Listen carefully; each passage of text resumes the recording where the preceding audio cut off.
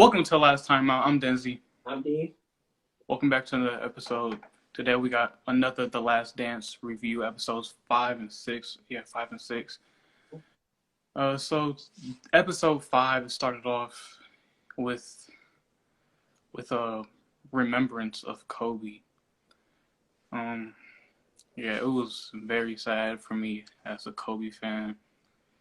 You know, we got to see him at the All-Star game, having fun. You seen the East players in the locker room. They were all talking trash about Kobe. It's all jokes, man. But other than that, you could see the relationship that Kobe and MJ had. You know, there wasn't just rivals or whatever. Like Kobe said that without MJ, you know, he's not winning those 5 rings that he got. So it really shows like the the brother type of relationship that they had. You understand what I'm saying to say about that? Yeah. Basically, I like what you said. I do wish we could have got some more of Kobe. It Yeah. didn't seem like he was on that long, so I was like, I'm thinking like, okay, I know he finna come back on. But he didn't. So I was just like, dang, I wanted more Kobe. Everybody been hyping it up. Uh-huh. Kobe gonna be on this, and then we get 10 minutes, maybe. Yeah, like I'm pretty sure he would have been on it longer, but you know, yeah, but he was there for like 10 minutes, so that sucked. That really sucked. I thought it was gonna be like a whole episode about him. Yeah, don't get me wrong. I'll take it. I'll Yeah, take it. Don't get me wrong. I'll take it. But it's just from. I just thought we would get more from the way people was hyping it up. yeah. So next, we had the Adidas. Oh, Jordan wanted to sign with Adidas, and Adidas. I don't know what happened there. I think Adidas didn't. Actually, I don't know what happened. They, what was it?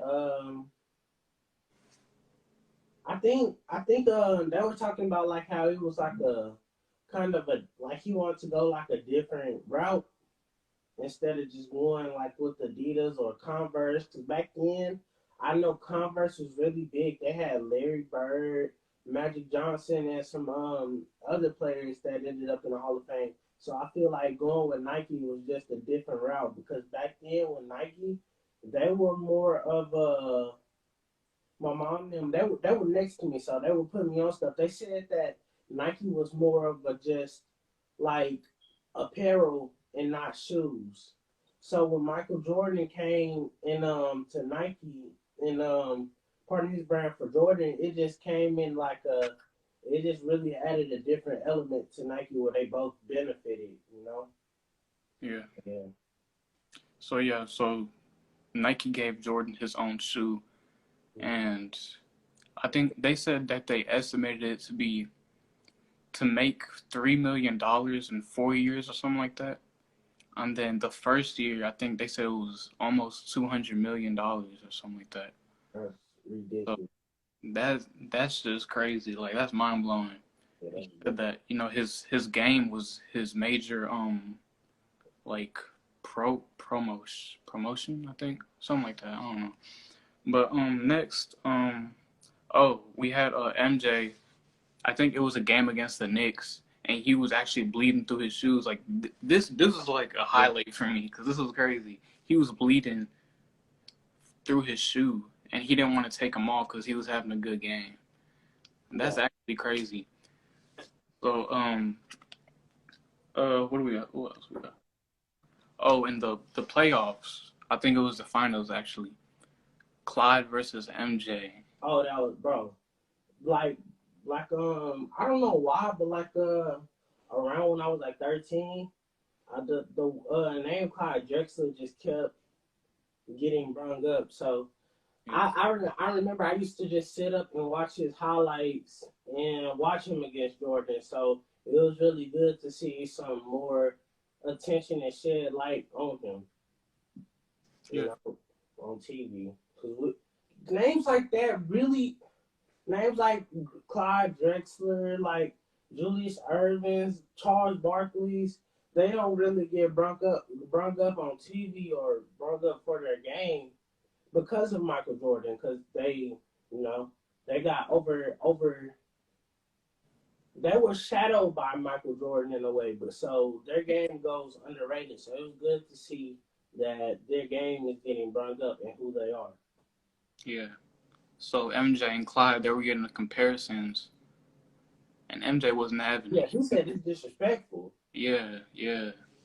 He wasn't having that. I feel like MJ, he just wanted to be like seen as like a basketball like god. Like Yeah, he wants to be he, over he don't everybody. he didn't want to be in the conversation with no one else. He just wanted to be up here. So when they Yeah, were playing in the finals, he came straight at him every single game, just coming at his neck every game.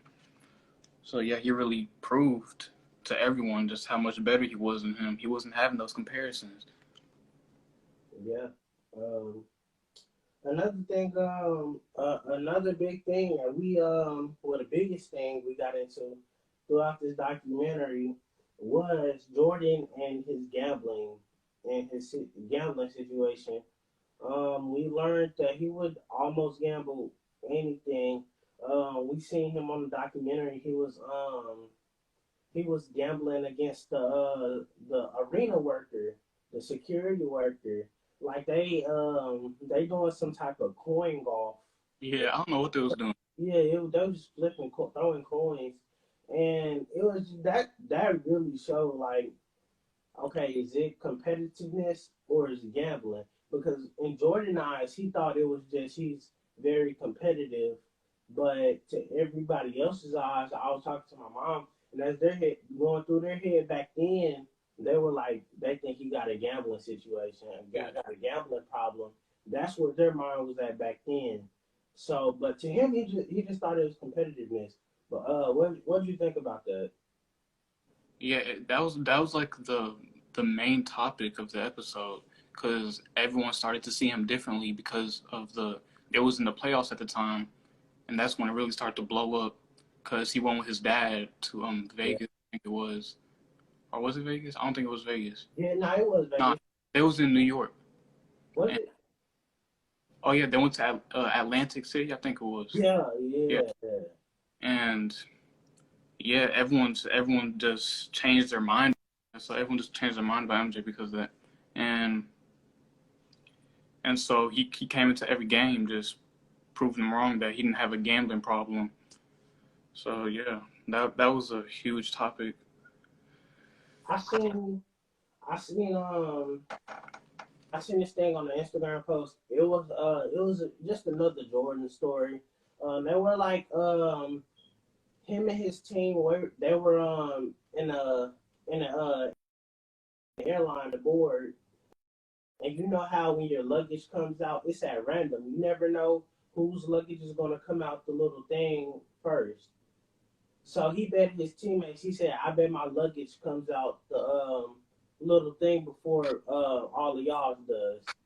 But and they all betted against him. But what they didn't know, he had paid off one of the airport workers to make sure that his luggage came out first. So that just shows the competitive drive, the possibly a gambling problem that he had. But I like stuff like that. That just really that really like cements his legacy. Like just little stuff like that shows that he was ready to win at all costs. He was ready. Yeah, MJ's a crazy dude, man. Yeah, right. Dude. Yeah. It, bro. But these episodes, where would you rank them? Where would you rank the episodes that we've gotten so far? Where would you rank them? Personally, I 5 and 6, those were my favorite episodes by far. So these the ones that we just had. Yeah, I feel like this was like the most like detailed in a way. Yeah. We This got episode. the USA practice. Oh That yeah, was that was that was really funny. yeah. Really funny. That on the USA practice where Isaiah Thomas got some light on it, talking about how he didn't get picked. Because everybody knows Isaiah Thomas should have been on that team over who was it, John Stockton? Yeah. Everybody knew Isaiah Thomas should have been on that team, but he wasn't. It wasn't just Michael Jordan. It wasn't just Michael Jordan. It was Magic They got Johnson, Larry Bird, all of them. Like they didn't mess with him. You yeah, know. they didn't like his attitude. Yeah, it was. But that just comes with being a part of the Pistons. That's what he embodied. Isaiah Thomas knew what walking off the court without second hand. He knew what he was getting himself into. So I don't want to hear about. I don't want to hear him bringing up the past and old stuff now. You know, like, he knew what he was doing. Yeah. So we got like a few more topics, I think. Uh, the Knicks became the new bad boy Pistons in a way. Oh yeah. Yeah, they were coming at them the same way. They didn't have the Jordan rules or that, but the physicality, it was pretty much the same there. So they became the new bad boy Pistons. Yeah, them white boys was throwing bodies at Michael. I'm talking about they was going at him, and then what you had Patrick Ewing on that team, Yeah, giving you buckets down low, bro. That's what I'm saying. Like we really got to see like these players who might have been overshadowed by Michael, like Patrick Ewing. Like I didn't realize he was like that much of a bucket. I get on Basketball Reference, I'm like, dang, he give you over 20 double digit like he was really that cold. And like who else? Charles Barkley. I think yeah. he played Patrick Ewing in the Eastern Conference Finals, then went on to play Charles Barkley. So yeah, what do you think about the whole Barkley thing in the finals? The what? The Charles Barkley thing, like the matchup, because he took Michael to 6 games, so it Yeah. wasn't easy. Charles, he said that playing against MJ, like it was the first time he felt like he wasn't the best Right, player on the right. court. Or whatever. So that really goes to show how great Charles Barkley is, because we see him on ESPN and all that, and he's just a jokester. We don't really see him as a basketball player, but he was really nice. So another topic we had was we got to see like MJ's like inner thoughts in a way, because MJ felt like he didn't have no days off. He was like, it's hard to be Mike. Like it's not that easy, because he's looked up to. Like he has to be a role model for everyone. So he really had no days off. He had to come outside his room, and as soon as he came out, there was cameras right in his face. So he really had to show out every single time. Yeah, So I really think he was in a type of depression type of stage. I don't know, but that's what it was kind of leaning to for me. yeah. Yeah, I was I'm glad you brought that up. I was watching skipping Shannon earlier today, and what they were saying, like how quarantine is to us, how we've been in quarantine for about 2 months. Imagine how Michael Jordan had to do for most of his basketball career, and probably even now. Michael Jordan never lived a normal life. Like you said, once he stepped outside, it was cameras. Can I get an autograph?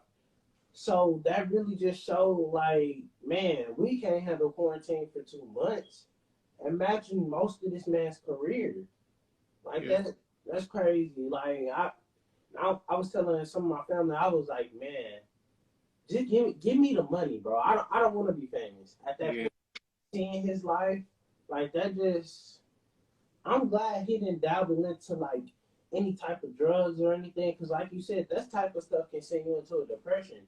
So I'm glad that for the most part he just stayed on the straight in, and just stay focused on basketball and just sports period. Like I'm just glad that he didn't take a turn for the worse, because in that situation it's easy to do so. hmm Yeah. Uh, what else do we have? Oh, MJ's teammates. There was a part of the documentary. Oh, yeah. Yeah, Who's that? Horace his Grant, I think. teammates didn't. Not all his teammates liked him or whatever. Yeah, who's that? Horace Grant. Um, Yeah, I have it in my notes. Yeah, it was Forrest Grant.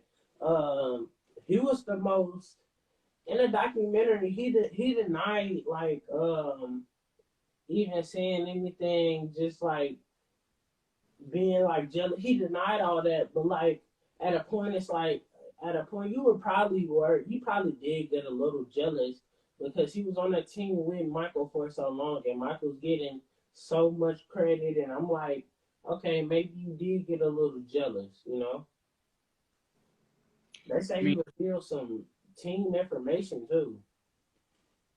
there has been some stories about MJ punching his teammates. Oh yeah, Steve Kerr. Yeah. So MJ did say once that the documentary was gonna make him seem like a bad person, but honestly, I don't think. I think like when it came to basketball, you know, he was competitive. He wanted 110% from his teammates. So doing that, I don't see nothing wrong with doing that. I mean, punching. I mean, you could have went a different way, but A but little different in route. public, he gave 110% to be a great role model. So he was really a great person. Yeah. That. Oh, I'm glad you. I'm so glad that you kept it going. One thing I did see, this was like I seen this like 2 weeks ago, maybe when the documentary first aired. I seen something. They said Michael Jordan when he retired. I think they said the first time he retired, they said it was a cover up because he got in a gambling situation that was gonna have him suspended for a minute. So he covered it up and said that he retired, but he really didn't. So that's just a theory. I'm not throwing it out saying that it's real or nothing, but that's just a theory though. Who knows? They might get into that. Yeah, but Yeah. I was thinking like, bro, we're almost done with the documentary, and it's like, cause what is it, 10 episodes? Yeah. Bro, we're almost done. We got We got two left. yeah, 2 more weeks, bro. And it's like I feel like we just started, and now you telling me Yeah. we got 2 more weeks. So hopefully, some with the NBA comes back. Within those 2 weeks or something, we get another competition like horse or just something like that, so we can have our basketball fixed. Because it really is a tough time without basketball, right? So, anything else you got to say? Man, that's it for this episode. Y'all make sure to subscribe to our YouTube Yes, please like, subscribe, man, channel comment, and comment. please do it all, y'all. Please do it all. We love the support y'all gave us on the last episode. It was amazing. Yeah, yeah. Yeah, we gonna keep going. All right, y'all, we out.